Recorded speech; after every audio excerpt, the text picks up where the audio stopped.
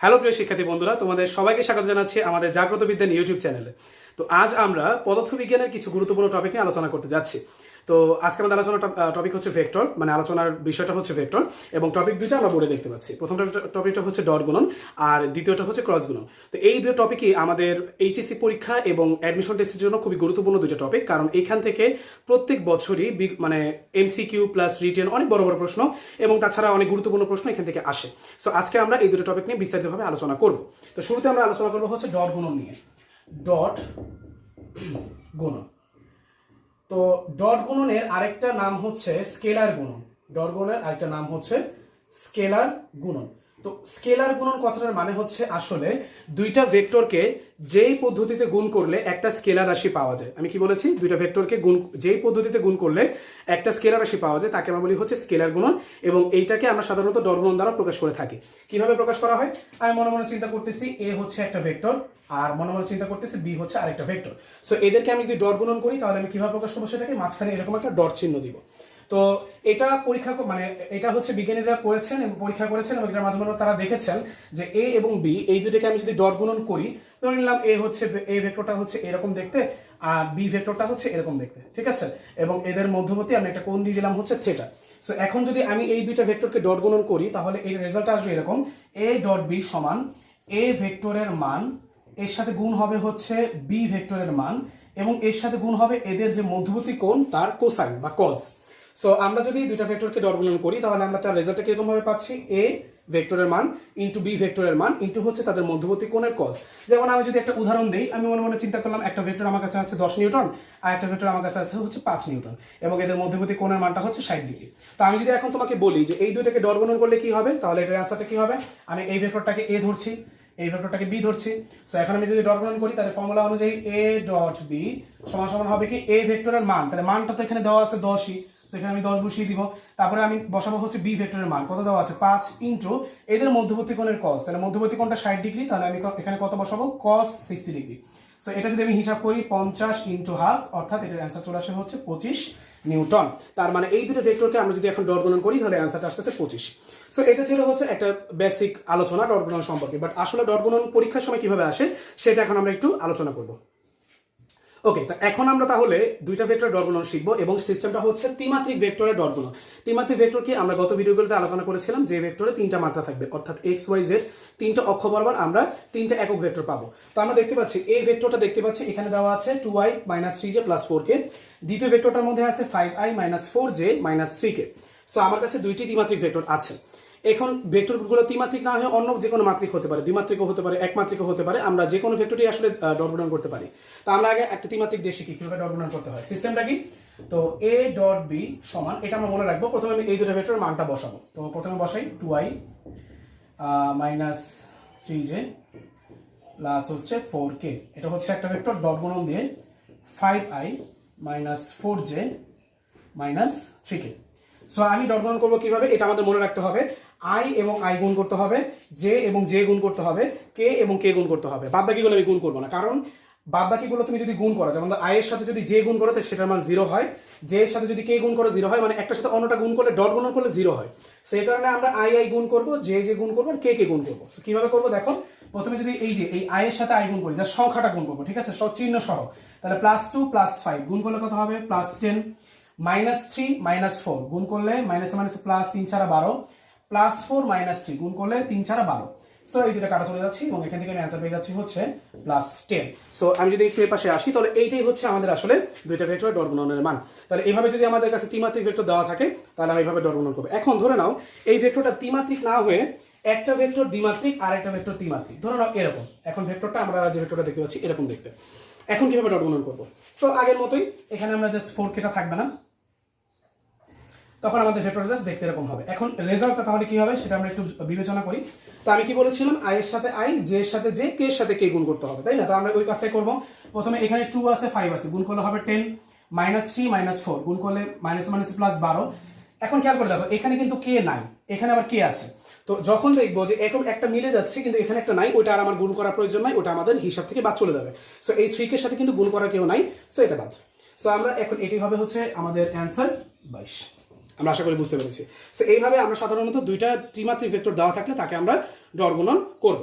তো আশা করি আমরা এই টপিকটা বুঝতে পেরেছি। এরপরে আমরা এই ডট গুণন থেকে যে টপিকটা শিখবো সেটা হচ্ছে দুটি ভেক্টরের মধ্যবর্তী কোণ নির্ণয়। তাহলে এখন আমরা শিখবো হচ্ছে দুটি ভেক্টরের মধ্যবর্তী কোণ নির্ণয়, এবং সেই সিস্টেমটা হবে ডট গুণনের মাধ্যমে। আমরা কিন্তু দুটি ভেক্টরের মধ্যবর্তী কোণ ডট গুণন ক্রস গুণন দুটোর মাধ্যমে বের করতে পারি, বাট আমরা এখন শিখবো হচ্ছে ডট গুণনের মাধ্যমে। তো আমি মনে মনে চিন্তা করি আমার কাছে দুটি ভেক্টর আছে, এ ভেক্টর ইকুয়াল টু হচ্ছে 5i minus 3j plus 4k, আর বি হচ্ছে একটি ভেক্টর যার মান হচ্ছে যেটা হচ্ছে 2i plus 3j plus 10k। তো এখন আমাকে যে কাজটা করতে হবে, আমাদের কোশ্চেনটা হচ্ছে প্রশ্ন হচ্ছে এ এবং বি এর মধ্যবর্তী কোণ কত। তো আমরা যদি এরকম চিহ্ন দেখি যে এ তারপর উপরে পাওয়ার চিহ্ন দিয়ে বি দেওয়া, তার মানে আমাকে এখানে বুঝতে হবে যে আসলে এ আর বি এর মধ্যবর্তী কোণটা আমাকে বের করতে হবে। সিস্টেমটা কি, আমরা ডট গুণনের মাধ্যমে করব। তো আমাদের প্রথম যে কাজটা হবে সলিউশনে সেটা হচ্ছে আমরা এ ডট বিটা বের করব। কি বের করব? A dot B. তাহলে আমি এ ডট বি বের করি, এ ডট বি। আমি প্রথমে ভেক্টর দুইটা তুলব, 5i minus 3j plus 4k, dot গুণন হবে হচ্ছে 2i plus 3j plus 10k। So এখন কিভাবে করবো? সেম আগের মতো আই এর সাথে আই গুণ, জে এর সাথে জে গুণ, কে এর সাথে কে গুণ। সো গুণ করে ফেলি, 5 দুগুণে 10, এখানে মাইনাস আর এখানে প্লাস আছে, প্লাসে মাইনাসে মাইনাস, 3 3কে 9, আর 4 আর 10 যোগ গুণ করলে হয় হচ্ছে 40। সো 50 থেকে 9 চলে গেলে থাকবে হচ্ছে 41। সো এটা হচ্ছে আমাদের এ ডট বি এর মান বের হলো। সো এখন আমার বের করতে হবে মধ্যবর্তী কোণ। তার জন্য আমাদের এই ফর্মুলাটা মাথায় আনতে হবে। আমরা কিছুক্ষণ আগে একটা ফর্মুলা লিখেছিলাম, এ ডট বি সমান এ ভেক্টরের মান গুণ বি ভেক্টরের মান ইনটু হচ্ছে এদের মধ্যবর্তী কোণের কজ। আমরা কিন্তু এই ফর্মুলাটা লিখেছিলাম। তো দেখো এখানে যদি একটু মনোযোগ দিয়ে সবাই খেয়াল করো, এখানে থিটাটা কি ছিল বলো তো? দুইটা ভেক্টরের মধ্যবর্তী কোণ। সো এখন আমাকে তাহলে এই থিটাটা বের করতে হবে। তাহলে দেখো এই ফর্মুলা অ্যাপ্লাই করলে কিন্তু আমি থিটার মানটা সহজে বের করে ফেলতে পারি। তো আমি দেখো এ ডট বি এর মানটা কিন্তু বের করেছি, মানে আমাদের এই সমীকরণের বাম পক্ষের মানটা কিন্তু আমরা বের করে ফেলেছি। এখন ডান পক্ষে আমার কি লাগবে? এ ভেক্টরের মান লাগবে, বি ভেক্টরের মান লাগবে। সো আমি এখন ওই দুটো বের করবো। প্রথমে এই ভেক্টরের মানটা বের করি মডুলাস চিহ্ন দিয়ে, এবং আমরা ত্রিমাত্রিক ভেক্টরের মান কিভাবে বের করতে হয় সেটা কিন্তু আমরা শিখেছি। কিভাবে করতে হয়? এই ভেক্টরটার কি লিখবো বলতো? আই এর সহগ স্কোয়ার প্লাস জে এর সহগ স্কোয়ার প্লাস কে এর সহগ স্কোয়ার, এটার আমরা একটা মান বের করবো। সো এটার মান আসে কত? 25 যোগ 9 যোগ হচ্ছে 16। সো এটা আসে হচ্ছে √50। এটা হচ্ছে আমাদের এ ভেক্টরের মান। ঠিক একই রকম ভাবে আমি যদি বি ভেক্টরের মানটা বের করি একই রকম উপায়ে, তাহলে এই যে এটার মান বের করবো, তাহলে কি হবে? 2 square plus 3 square plus 10 square. So এটা কি আসে? 4 যোগ 9 যোগ হচ্ছে 100, অর্থাৎ এটা আসে হচ্ছে 113। আচ্ছা, তো এখন আমরা কি করব? এই সমীকরণটা অ্যাপ্লাই করবো। তো আমি এই মান তিনটা একটু পাশে লিখে রাখি, আমি যাতে আমাদের পরবর্তীতে অঙ্ক করতে আমরা যেন ইউজ করতে পারি। A dot B equal to হচ্ছে 41, এ ভেক্টরের মান হচ্ছে √50, আর বি ভেক্টরের মানটা হচ্ছে √113। তো আমি একটু মুছে দিচ্ছি। এখন সবাই একটু মনোযোগ দিবে। আমরা এখানে এই ফর্মুলাটা প্রথমে লিখব, A vector dot B vector equal A vector এর মান গুণ বি ভেক্টরের মান গুণ এদের মধ্যবর্তী কোণের কস। সো আমি এখন কি করব? কস থিটার মানটা প্রথমে বের করব। এখান থেকে আমরা বুঝতেই পারতেছি কস থিটার মানটা কি আসে। উপরে হয় এ ভেক্টর এবং বি ভেক্টরের ডট গুণন, নিচে হয় এ ভেক্টরের মান গুণ হচ্ছে বি ভেক্টরের মান। তো আমি যে মানটা যদি বসিয়ে দিই, তাহলে এখানে উপরে আসে 41, নিচে হচ্ছে √50 ইন্টু √113। তো আমরা যদি ক্যালকুলেটারে, সবাই একটু ক্যালকুলেটার নিয়ে বসবো, আমরা যদি একটু ক্যালকুলেটারে এই জিনিসটা করি, তাহলে আমরা এখান থেকে একটা অ্যান্সার পেয়ে যাবো। তো আমি মনে মনে চিন্তা করতেছি অ্যান্সারটা হচ্ছে, আমি একটা নাম দিলাম, অ্যান্সারটা ধরে নিলাম হচ্ছে এক্স।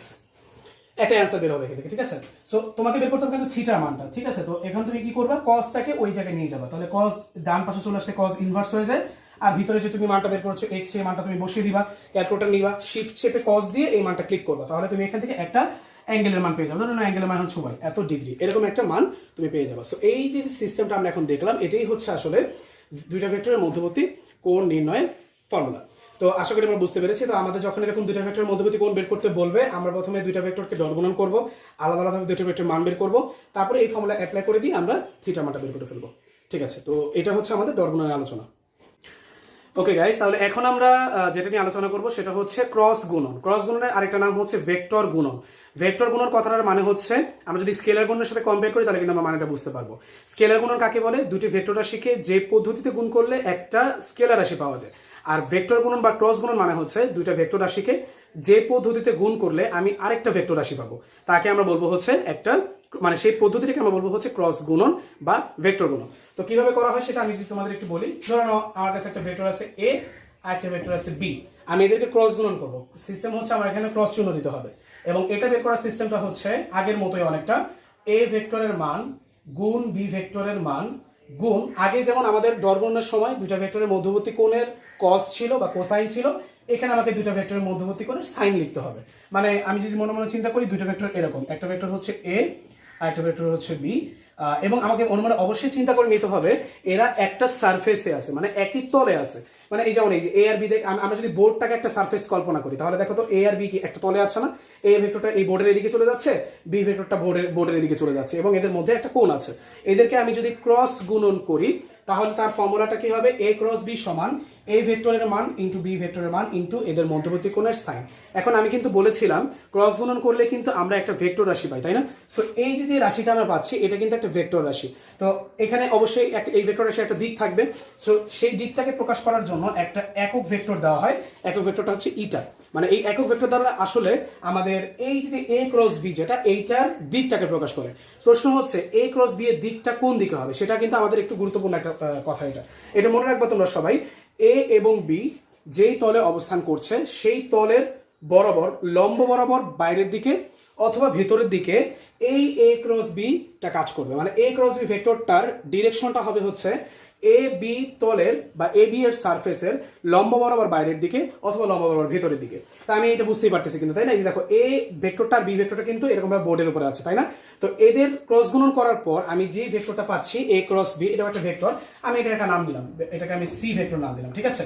এই সি ভেক্টরটার ডিরেকশনটাকে এই যে একক ভেক্টর, ঠিক আছে? এবং এটা কোন বরাবর কাজ করবে?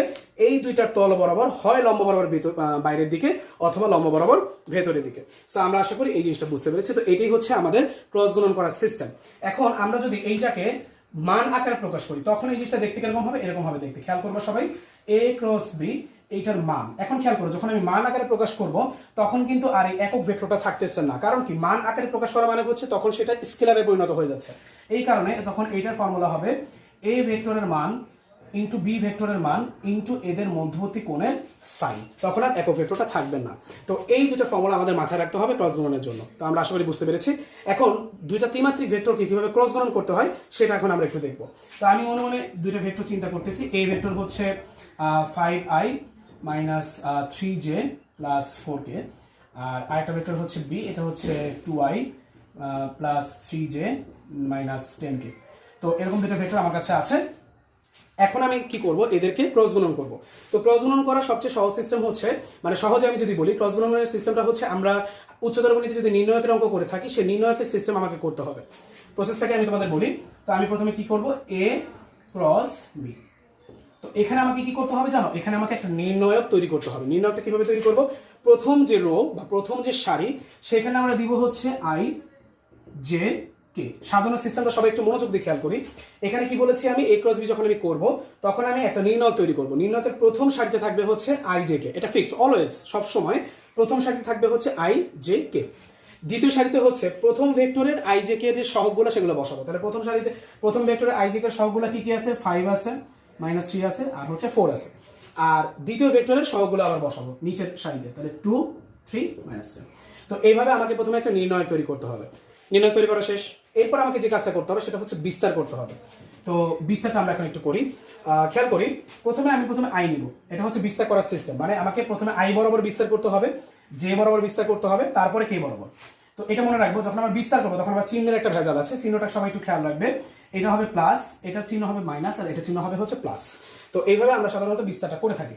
এখানে আবার কেউ অঙ্ক করার সময় প্লাস মাইনাস দিও না, আমরা এইখানে করার সময় প্লাস মাইনাস চিহ্নটা দিব। প্রথমে আমি আই লিখলাম, এরপর আমাকে যে কাজটা করতে হবে, আমি যেটা বরাবর বিস্তার করব সেই বরাবর সারি এবং কলামটা বাদ দিয়ে দিতে হবে। খেয়াল করি, আই যেটা, এই বরাবর সারি কোনটা? এই যে এটা হচ্ছে সারি। আর এই আই বরাবর কলাম কোনটা? এই যে এইটা, তাই না? তার মানে এই সারিটা আর এই কলামটা আমাদের বাদ যাবে। মানে এই যে এতটুকু থাকছে না, এইটাকে আমি কি করে দিব? আর গুণন করবো। প্রথমে এই বরাবর আর গুণন করবো, তারপরে এই বরাবর আর গুণন করবো, ঠিক আছে? তাহলে -3 আর -10 গুণ করলে কত হয়? 30 হয়। মাঝখানে মাইনাস চিহ্ন হবে সবসময়। তারপরে আবার কি হবে? এইটা গুণ, তাহলে 3 4 কত হয়? 12। তাহলে আমাদের প্রথম কাজ শেষ। একই রকম ভাবে এবার আমরা মাইনাস দিয়ে দিব। আমি কেন মাইনাস দিলাম? এই যে বলেছিলাম মাইনাস হবে। এরপরে খেয়াল করো আবার আগের মতো, তাহলে কি করব, যেটা বরাবর বিস্তার করছি তার সেই বরাবর সারিটা আর সেই বরাবর কলামটা বা, তাহলে দেখো এই যে এটা সারি আর এইটা হচ্ছে কলাম, তাহলে এইটা আর এইটা থাকছে। তাহলে খেয়াল করো তো এই দুটো গুণ হবে না, তাহলে এই দুটো যদি গুণ হয় তাহলে কত হবে বলো তো, তোমরাই বলো, -50। আর যদি এইটা গুণ করি, এই যে 4 দুগুণে এটা কত হয়ে যাচ্ছে, -8। মাইনাস কেন হলো, এই মাইনাসটা কিন্তু সূত্রের মাইনাস, ঠিক আছে, আর আমরা জাস্ট এই সংখ্যা দুটো গুণ করেছি গেল। এরপরে আমরা কি দিব, প্লাস কে দিব, কেন, এই যে প্লাস আগের মতো। এবার এই বরাবর এই সারিটা বাদ আর এই কলামটা বাদ, তাহলে এতটুকু থাকছে 3 5 15, আগে 15 লিখে ফেলি, মাইনাস দিলাম। আর দেখো এই দুটো গুণ করলে কিন্তু 3 দুগুণে -6 হচ্ছে, এটা মাইনাসে মাইনাসে প্লাস হয়ে যাবে। বাস, এবার এটা কি আসে, আমি একটু সাইডে লিখি, নিচে হয়তো দেখতে পাবো না তোমরা। তো এটা যদি আমরা বিয়োগ করি, এটা হয় হচ্ছে 18i, তারপরে এটা যদি আমরা হিসাব করি, এটা হচ্ছে প্লাস 58j, আর এটা যদি হিসাব করি তাহলে হচ্ছে প্লাস 21k। সো এই যে আমি রাশিটা পেলাম, এই যে মানটা আমি পাচ্ছি ভেক্টরের, এইটাই হচ্ছে আসলে a ক্রস b, এই যে a ক্রস b। সো আমাদের যে কাছে যখন এরকম দুইটা ত্রিমাত্রিক ভেক্টর থাকবে তখন আমরা এইরকম ভাবে কি করব, ক্রস গুণন করব। আমরা আরেকটা উদাহরণ দেখি। ওকে, তো এখন আমরা তাহলে এই ক্রস গুণনের আরেকটা অঙ্ক প্র্যাকটিস করি, তাহলে তোমাদের কাছে অঙ্কটা একদম ক্লিয়ার হয়ে যাবে, ঠিক আছে। তো আমরা দেখতে পাচ্ছি পি এবং কিউ দুটো ভেক্টর আছে, এখানে প্রথম ভেক্টরটা কিন্তু ত্রিমাত্রিক, পরের ভেক্টরটা হচ্ছে দ্বিমাত্রিক। তো এরকম থাকলে কিন্তু ক্রস গুণন করতে তোমাদের মনে হতে পারে ঝামেলা কিছুই না। আমরা প্রথমে শুরু করি। দেখো প্রথমে যদি পি ক্রস কিউ আমি লিখি, তাহলে সিস্টেম ওয়াইজ আমি আগাবো। প্রথম সারিতে কি হবে বলতো, প্রথম সারিতে আই, জে এবং কে। দ্বিতীয় সারিতে প্রথম ভেক্টরের যে মানগুলা সহগগুলা 5 4 15 সেগুলো বসাবো। তৃতীয় সারিতে এইটারগুলো বসাবো। এখন একটু মনোযোগ দাও, এখানে 2 বসানোর পর দেখতে পাচ্ছি জে এর কিন্তু কোনো সহগ নেই। জে এর সহগ না থাকা মানে কিন্তু আসলে জে এর সহগ কত, 0, সেটা আমরা বসিয়ে দিব। আর কে এর সহগ তো এখানে 4 দেওয়াই আছে। এবার আগের মতো কিভাবে করবো আমরা আরেকবার একটু বুঝে করি। প্রথমে আমরা কি জানি বলতো, যে এইটার মানটা হয় হচ্ছে প্লাস, এটা মাইনাস, আর এটা হচ্ছে প্লাস। সো আমি ওই হিসেবে করব। প্রথমে আই লিখলাম, লেখার পর এই বরাবর এই সারিটা আর এই কলামটা বাদ, তাহলে এতটুকু থাকছে, এটা গুণ করে দেই। 4 4 16 মাইনাস 15 ইন্টু 0 মানে 0, তার মানে 16 মাইনাস 0। এরপরে মাইনাস জে লিখবো, এই যে এটা অনুযায়ী। তারপরে আবার কি হবে, এই সারিটা যে বরাবর সারি কোনটা, এই পুরাটা, কলাম হচ্ছে এটা বাদ, তাহলে 4 5 20, প্রথমে 20 লিখলাম, মাইনাস দিয়ে তারপরে এইটা গুণ, তাহলে 15 দুগুণে 30, এটা গুণ হয়ে গেল। প্লাস এবার কে লিখবো, কে লেখার পর তারপরে আবার এই বরাবর এই সারিটা আর এই কলামটা বাদ, তাহলে এটা থাকছে। এবার এটা গুণ করলে কত হয়, 0, মাইনাস দিব আগে, মাইনাস দিয়ে তারপর 4 দুগুণে 8। এবার এটা যদি আমি হিসাব করি তাহলে কত হয়, 16i মাইনাস, এটা হয় হচ্ছে মাইনাস মাইনাসে প্লাস হয়ে যায়, প্লাস 10j মাইনাস হচ্ছে 8k। সো এই যে মানটা আমরা মানে এই যে আমরা ভেক্টরটা পেলাম, এটাই হচ্ছে আসলে পি ক্রস কিউ। তো আমরা আশা করি বুঝতে পেরেছি। তো এখান থেকে কেমন টাইপের ক্রস গুণনের কেমন টাইপের ম্যাথ আসে সেগুলো আমরা এখন একটু আলোচনা করব। তো কেমন টাইপের ম্যাথ আসে, যেমন আসতে পারে যে ক্রস গুণনের মাধ্যমে দুইটা ভেক্টরের মধ্যবর্তী কোণ নির্ণয়, সেটা যদি আমরা একটু দেখি, এইটার মাধ্যমে আমরা করে ফেলি। তোমাকে যদি এখান থেকে বলা হয় যে পি এবং কিউ এর মধ্যবর্তী কোণ বের করো, এই যে এটা, এই চিহ্ন দ্বারা আমি বুঝালাম পি এবং কিউ এর মধ্যবর্তী কোণ। তো আমি তো প্রথমে পি ক্রস কিউ বের করেছি।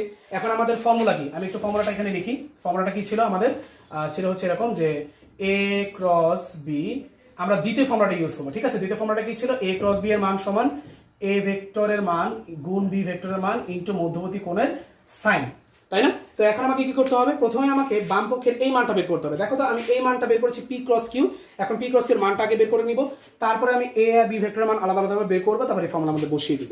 তাহলে আমি কাজটা করি, আমি একটু উপরে মুছে দিচ্ছি, এই অংশটুকু মুছে দিলাম, এটুকু আমাদের কোনো কাজে লাগবে না, মুছে দিলাম। তো আমাকে প্রথমে এই ভেক্টরটার মান বের করতে হবে, মানে পি ক্রস কিউ এর মান। তো করি পি ক্রস কিউ এর মান। তো কিভাবে মান বের করতে আমরা জানি, রুট ওভার অফ আই এর সহগ স্কোয়ার প্লাস জে এর সহগ স্কোয়ার প্লাস -8 স্কোয়ার। সো আমরা যদি এটা হিসাব করি তাহলে এই হিসাবটা আসবে এরকম, 16কে স্কোয়ার করলে হয় 256, 10কে স্কোয়ার করলে হয় 100, এটাকে স্কোয়ার করলে হয় 64। তো আমরা যদি যোগ করি 6 4 10 0, হাতে থাকে 1, 6 আর 1 7 5 12 2, হাতে থাকে 1, 4 420। ওকে, এটা হচ্ছে পি ক্রস কিউ এর মান। এরপরে আমরা কি বের করবো, দেখো তো এই যে এখানে এই অনুযায়ী পি এর মান কিউ এর মানটা বের করবো। তাহলে পি এর মানটা বের করি, পি ভেক্টরের মান কিভাবে বের করতে হয়, এখান থেকে root over of 5 square plus 4 square plus 15 square, okay, square করব। সো 5 কে স্কোয়ার করলে হয় 25, 4 কে স্কোয়ার করলে হয় 16, 15 কে স্কোয়ার করলে হয় হচ্ছে 225, তারপরে এটা যোগ করে এটা একটা মান পাবো তোমরা, ঠিক আছে। আমরা করছি না ওটা। এবার আবার পি কিউ ভেক্টরের মানটা বের করব। কিউ ভেক্টরের মান কি হবে, root over of এটা করে করব -2 স্কোয়ার, এখানে তো জাস্ট দুইটা মান আছে, দুইটা মানকে স্কোয়ার করে দিব। তারপরে আমরা যদি এটাকে স্কোয়ার করি, 2 কে স্কোয়ার করলে হয় 4, 4 কে স্কোয়ার করলে হয় 16, তো এটা অ্যান্সার আমরা সহজ 20। তো এই পর্যন্ত আমরা আশা করি বুঝতে পেরেছি। এরপর আমরা যে কাজটা করবো, এই যে এই ফর্মুলার মধ্যে মানটা বসাবো। তো আমি যদি একটু সাইডে করি, আমি এটা ছোট একটা ক্যালকুলেশন, এটা তেমন বড় না, এটা সাইডে করলে বুঝতে পারবো। সো আমরা কি লিখবো, a ক্রস b এর মান সমান সমান হচ্ছে a ভেক্টরের মান গুণ b ভেক্টরের মান ইনটু সাইন থিটা, তাই না?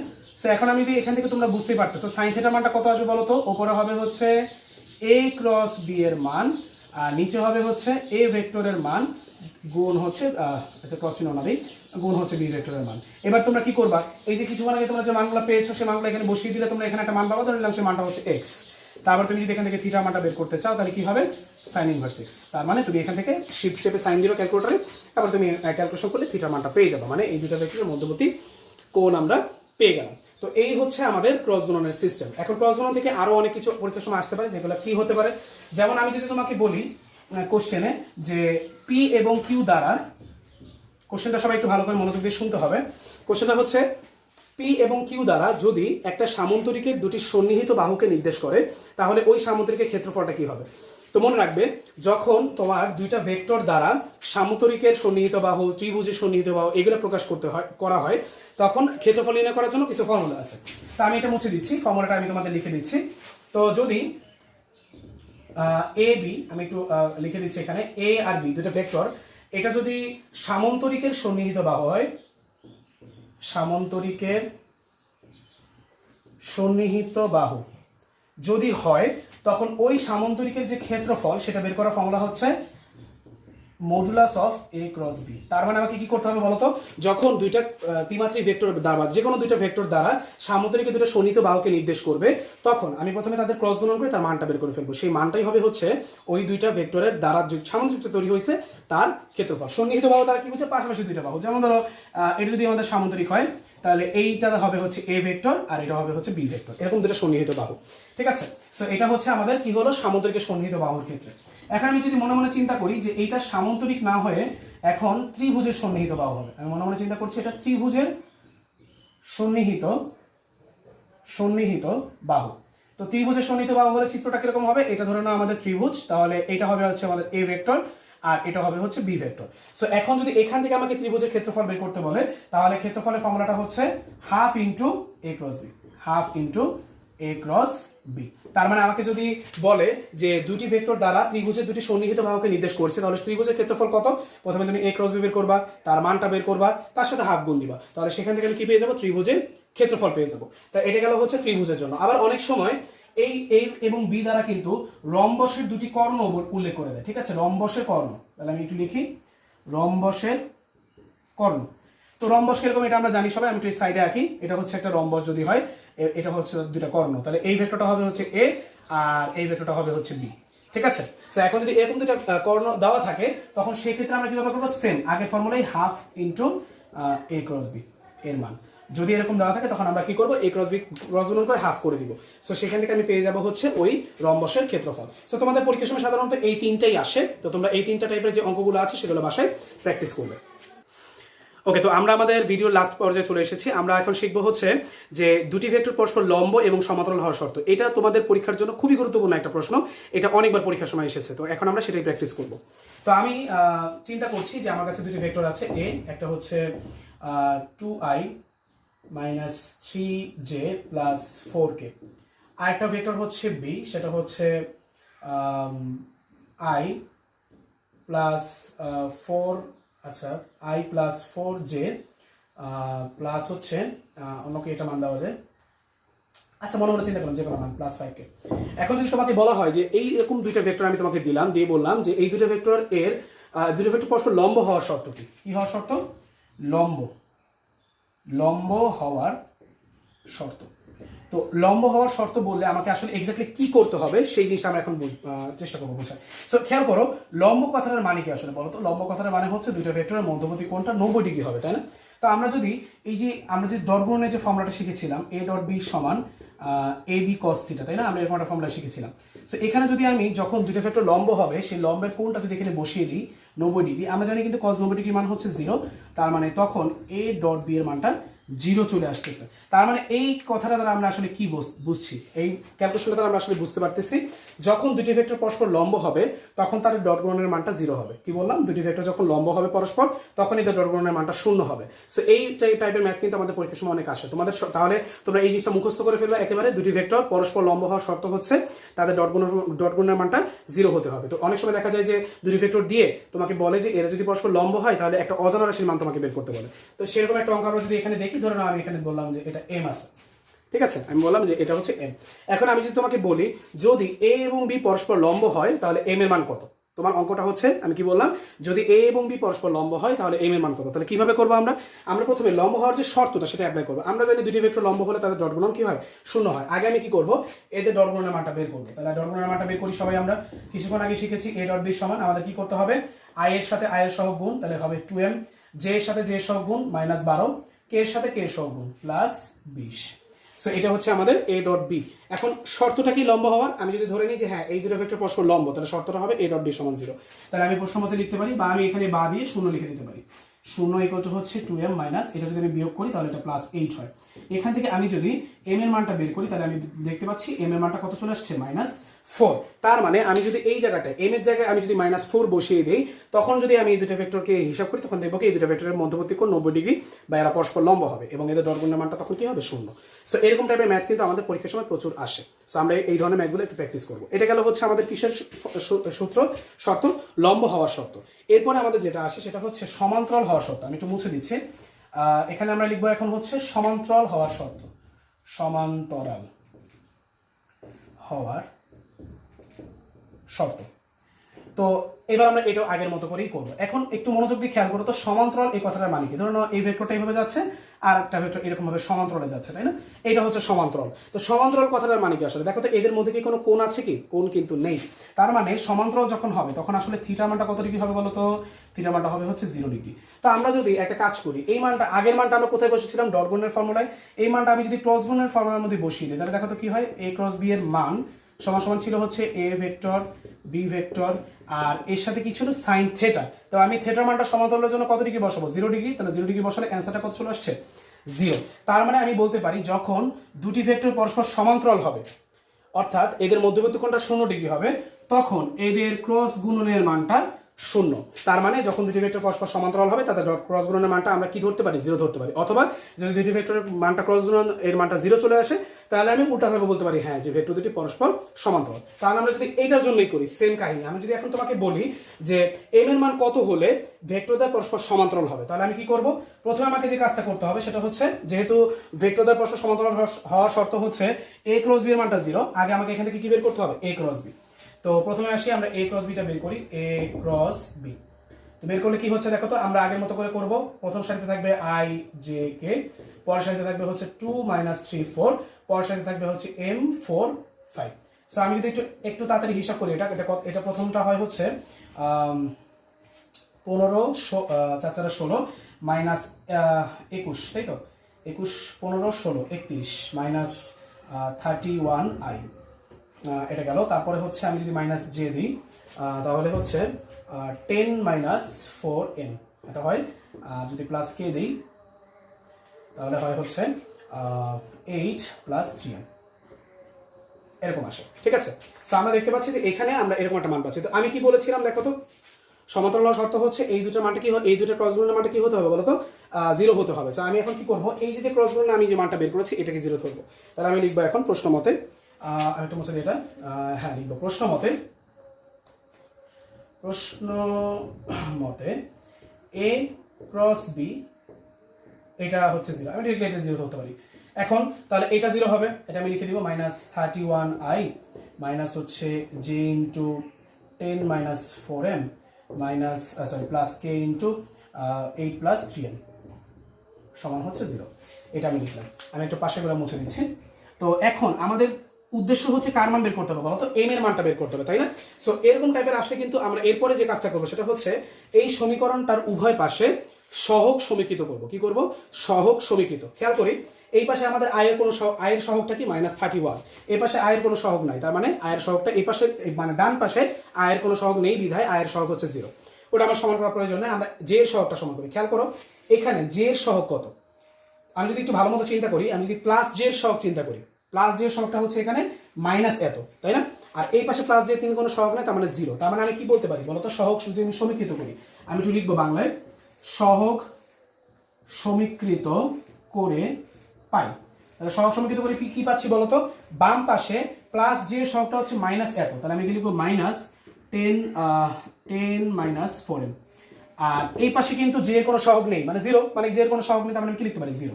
তো এইখান থেকে আমি যদি একটু হিসাব করি, 4m সমান সমান আসে -10, এখান থেকে m এর মান চলে আসে হচ্ছে -5/2। সো আমি m এর কিন্তু একটা মান পেয়ে গেলাম।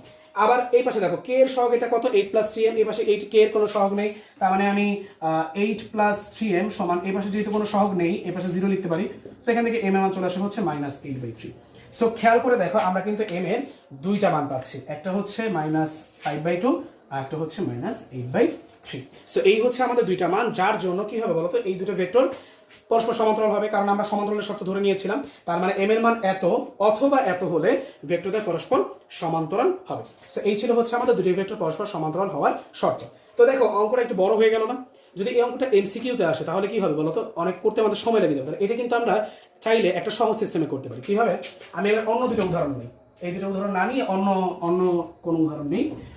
ধরে নিলাম যে পি ভেক্টর হচ্ছে ধরে নিলাম 3i - 2j প্লাস কি ধরবো mk, আর কিউ ভেক্টর সেটা ধরলাম হচ্ছে 5i, আচ্ছা 5 না ধরে আমি অন্য কোনো মান ধরি, ধরলাম 6i মাইনাস হচ্ছে 4j, আর হচ্ছে প্লাস হচ্ছে এটা ধরলাম হচ্ছে 10k, সাপোজ 10k। তো এখন আমি তোমাকে বললাম যে সেম আগের মতো, যে এখানে যদি পি এবং কিউ পরস্পর সমান্তরাল হয় তাহলে আমাদের উদ্দেশ্য হচ্ছে এম এর মানটা কত, এম এর মানটা বের করতে হবে। তো কিভাবে করব?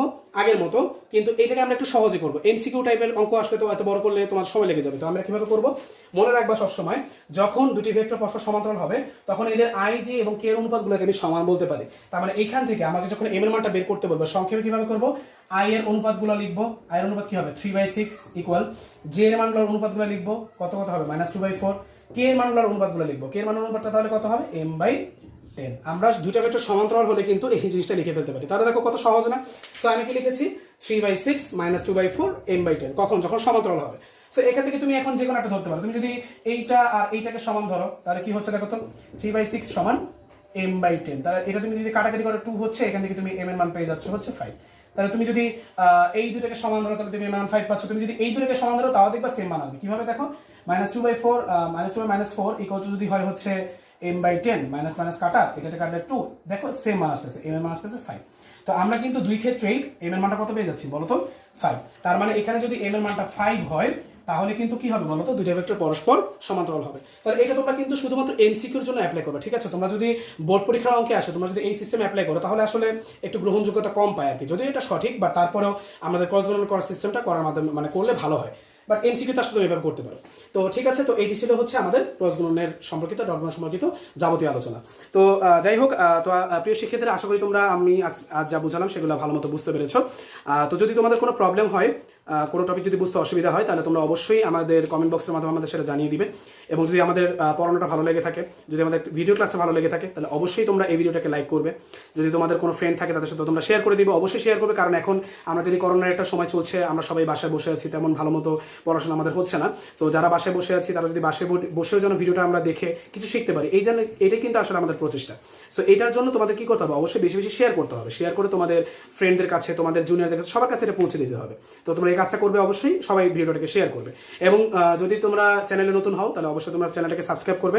দেখবা সাবস্ক্রাইব করার পর ডান সাইডে একটা বাটন থাকে, একটা বেল আইকন থাকে, সেটাকে ক্লিক করবে যাতে করে তোমরা নতুন নতুন যে ভিডিওগুলো সেগুলো আপডেট তোমরা সহজে পেয়ে যাও।